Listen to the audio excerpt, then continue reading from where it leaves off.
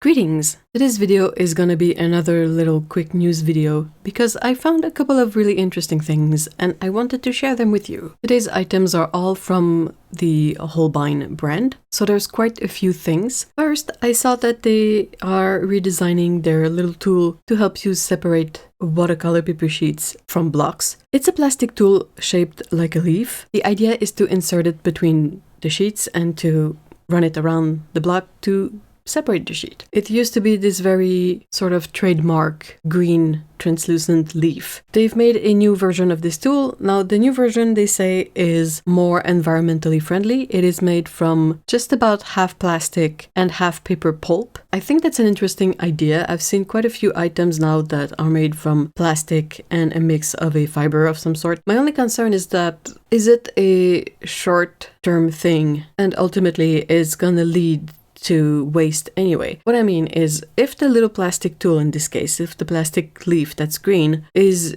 usable forever, if it's made from sturdy plastic and you can use it endlessly, is the new one that's half paper pulp gonna be as long-lasting? Hopefully yes. I mean, I don't know. I have no idea. But if the new one is as long-lasting as the old one, I have no issues with it. If it's gonna break more easily, if it's gonna get damage more easily and all of that, and it's gonna end up in a landfill somewhere, that's when I have an issue with it. In this case, with the plastic tool, that's what I'm curious to see, is if it's gonna be as good quality as the plastic one was, if it's gonna be as long-lasting. It could be better. It could be an improvement on the older one. I really have no idea. Are we just postponing the problem? Also, just a little note, but I noticed and I thought it was kind of funny that on the packaging for this new leaf tool, they have both the new and the old logo. I thought it was curious. The next item on my list of little news is a printout that they've released to the effect that they will have to change the pigment they use for their watercolor cobalt turquoise light. That's this very specific one that uses PB28 but in a teal variant of the pigment. On the printout, they say that they've had trouble sourcing that specific pigment, the PB28, so they will be phasing it out and switching to the other pigment that they use for their cobalt turquoise color. It took a little bit of digging, but what I figured out from the info on this printout is that for their half pans, their oil paint,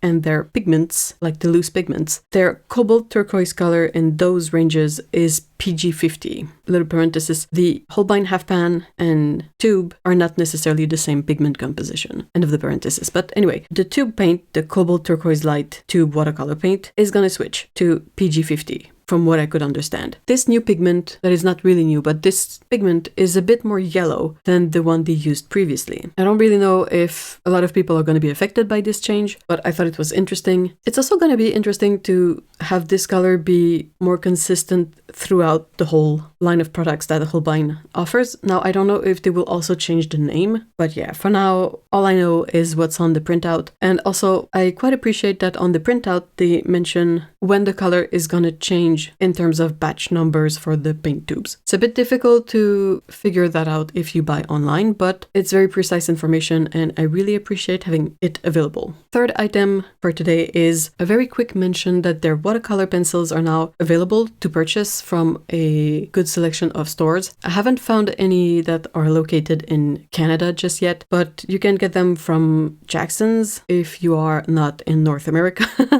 You can get them from Artemiranda, and you can also get them from a few places in the US. I did a very quick search and I saw that it was available, and I really encourage you to check out perhaps your local store if they have it, but it's slowly spreading out and becoming more and more available. Very last item on my list. This is something I stumbled upon. I had not noticed this before, I don't know how, but I saw two special limited edition colors that Holbein has released in the past, one in 2024 and one in 2025, and I thought they were really funny and I wanted to show them here. They're impossible to find. They were available only for a very limited time at a very specific event. The first one is named Cabbage Green and the second one is named Carrot Orange. And I thought it was really fun. They're in the same line of idea as their granulating colors, and they reuse some of the pigments that provide the granulation in their special granulating colors. But I thought it was really fun to see the packaging and the look of the colors. I might try to replicate the colors with what paints I have on hand. As far as I know, I don't think Holbein has a single pigment PY159, which is the yellow providing the granulation here. But I know that